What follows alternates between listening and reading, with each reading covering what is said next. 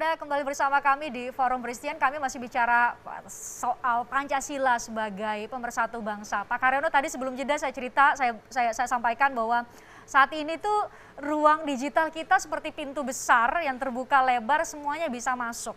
Nah, Pak Karyono mungkin bisa cerita kepada kami tantangan untuk melakukan pembinaan ideologi Pancasila di masa sekarang itu seperti apa yang dihadapi oleh BPIP? Sebetulnya seperti yang disampaikan Pak Sekjen MUI tadi, Pak Amir Syah, misalnya terkait dengan pemerintah kalau dikritik jangan gampang marah. Ini kalau di BPIP kami senang sekali masukan-masukan seperti itu, karena kita bisa akan mencari sejatinya. Artinya sejatinya itu ulah diri dunia digital ini kan bermacam-macam ya. Ada yang falsafah dikatakan begini Pak, tidak semua orang pinter itu benar, tetapi juga tidak semua orang benar itu pinter. Lebih baik jadi orang yang benar walaupun dia tidak pinter. Akan lebih bahaya kalau dia itu orang pinter tapi tidak benar. Nah, yang diutamakan adalah orang yang benar dan orang yang pinter. Yang ingin saya sampaikan di sini bahwa bagaimana mensikapi di era digital sekarang ini. Nah, era digital adalah era transparansi, era keterbukaan. Kalau kita bicara Pancasila, harusnya kita semua harus menundukkan diri. Karena ini tinggalan nenek luhur bangsa. Tadi disampaikan Pancasila pemersatu bangsa, betul. Itu founding father kita, tokoh proklamator kita, ataupun saat tanggal 18 Agustus saat menentukan detik-detik dari 8 frasa menjadi ketuhanan yang maha esa, itulah perjanjian luhur bangsa. Artinya kebinekaan, keberagaman itu merupakan kekuatan, bukan merupakan kelemahan. Nah, terkait dengan hal itu, untuk mensikapi di era digital, sepanjang yang disampaikan itu benar, sepanjang yang disampaikan itu membuat keindahan, kenyamanan, itu pasti nyaman. Yang kadang-kadang ditangkapnya tidak nyaman. Nah, ini memang istilahnya ditangkap tidak nyaman. Kalau yang ngomong tidak nyaman itu banyak, oh berarti memang tidak nyaman, kan gitu. Makanya kami pun juga saat diberikan masukan begini-begini, terima kasih, kami akan rubah. Misalnya seperti itu. Itu setidaknya sebagai perwujudan BPIP sendiri sebagai lembaga ya bagian dari Pancasila ya terbuka. Tadi Pak Amir Syah menjawab bahwa ruang demokrasi itu adalah ruang dialog sebenarnya. Salah satu konkretisasinya seperti itu.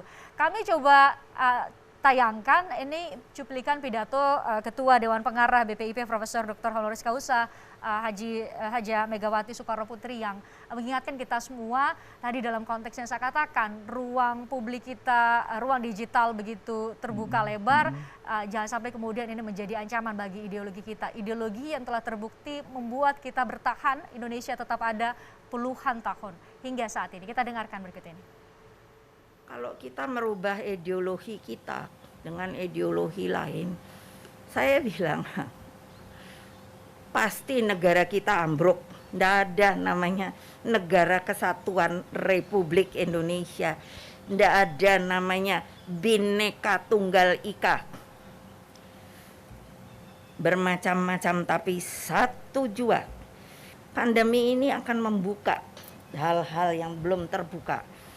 Antara lain apa? Untung kita orang Indonesia. Kenapa? Gotong royong kita nih kuat sekali. Sangat kuat. Saya lihat orang tua yang tinggal di sebuah rumah dapat lagi isoman. Itu orang-orang di sekitarnya gantian memberikan makanan buat dia. Itu gotong royong. Lalu mau dirobek-robek, mohon maaf ya, ibu biar udah tua begini, ibu lawan orang kayak begituan, enak aja. Kamu hidup di mana? Kamu ikut berjuang, pasti akan aku bilang gitu. Mana perjuanganmu untuk Indonesia Raya ini? dalam konteks pandemi, Bu Mega dalam bahasa yang sangat sederhana, untung kita orang Indonesia. Mas Hasto, untung kita orang Indonesia. Mas Hasto, tadi Bu Mega menggambarkan bagaimana nilai-nilai Pancasila, gotong royong, solidaritas. Mas Hasto juga pasti mengikuti begitu, semakin bersemi di masa pandemi ini, Mas Hasto. Mas Hasto melihatnya seperti apa?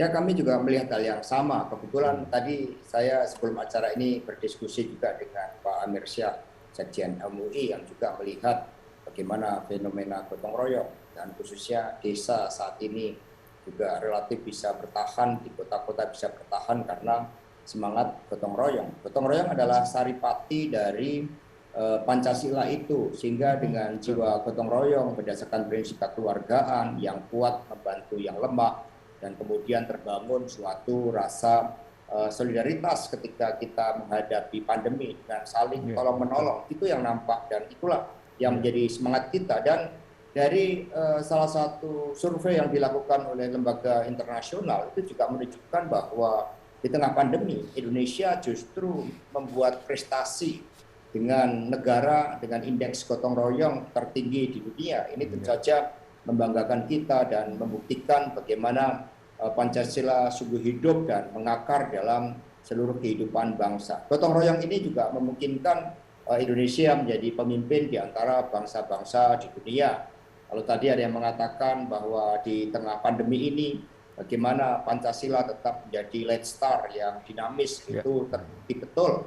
Karena dulu pada saat masa-masa yang sulit di tengah konsolidasi negara, di dalam upaya pembebasan Irian Barat, Pancasila dengan semangat gotong royong di dunia internasional ternyata juga mampu membawa kemerdekaan bagi negara-negara di Asia Afrika, sampai Bung Karno itu mendapat julukan sebagai pahlawan pembebas bangsa Islam dan kemerdekaan bangsa Islam. Itu karena watak gotong royong itu yang bekerja tidak hanya di dalam negeri, tetapi ketika itu diimplementasikan ke luar negeri, Pancasila dengan watak gotong royongnya juga mengandung solidaritas bagaimana kita membantu negara-negara yang lain dengan memperjuangkan kemerdekaan sebagai hak segala bangsa, sehingga Aljazair, Maroko, Tunisia semua merdeka karena bantuan kita dalam perspektif Pancasila sebagai semangat gotong royong yang diterapkan di dunia internasional. Itulah yang seharusnya sebagaimana dikatakan oleh Profesor Dr. Kawasa Megawati Soekarno Putri membuat kita bangga sebagai orang Indonesia dengan semangat Pancasila tersebut.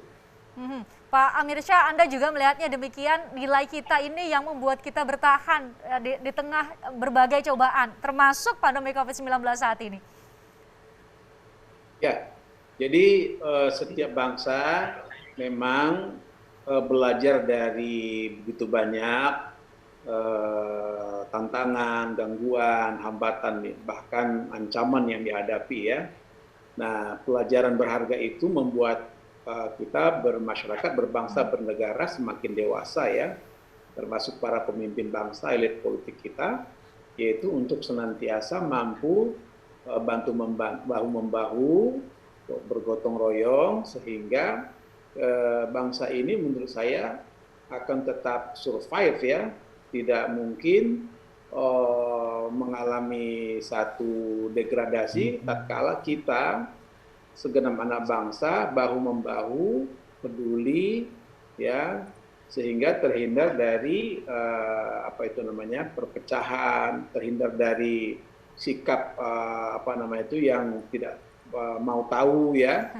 Nah, oleh karena itu menurut hemat saya apa yang disampaikan Mas Hasto tadi, Indonesia di tengah pandemi ini justru mendapat acungan jempol ya dari dunia bahwa kita ini termasuk negara yang suka berderma, negara yang suka mengumpulkan dana cualiat itu. Saya sendiri selaku Sekjen MUI bersama teman-teman itu ya belum seberapa yang kita lakukan ya, tapi perlu kita sampaikan kepada masyarakat luas bahwa bergotong royong melakukan vaksinasi, demikian juga untuk membagikan sembako ya, termasuk juga ya peduli sesama lah intinya. Sekali lagi yang dilakukan belum seberapa, tapi sikap kepedulian itu penting ya, sikap untuk empati itu penting. Sebab apa? Sebab kalau bukan kita sesama kita yang menolong, terus siapa lagi? Kalau bukan sekarang, terus kapan lagi? Karena apa? Karena bangsa ini harus betul-betul menunjukkan kepeduliannya terhadap dirinya dan bangsanya. Tidak mungkin orang lain. Nah, bahwa kemudian ada bantuan, pertolongan negara lain, ya, itu sifatnya saya kira akan menjadi bagian dari upaya membantu saja. Tapi kita sendiri harus mandiri sebagai untuk saudara sesama bangsa ya. Begitu. Baik. Ya, saudara sama bangsa. Nah, kalau bicara dengan Pak Amir Syah mengingatkan saya satu hal nih, Pak Karyono, yaitu soal ini juga masalah yang terus-menerus ada di tengah banyak masalah yang harus diselesaikan di negara kita, yaitu soal ekstremisme, gerakan-gerakan radikal, dan juga tindak pidana terorisme yang ada saja muncul pun saat ini di tengah pandemi.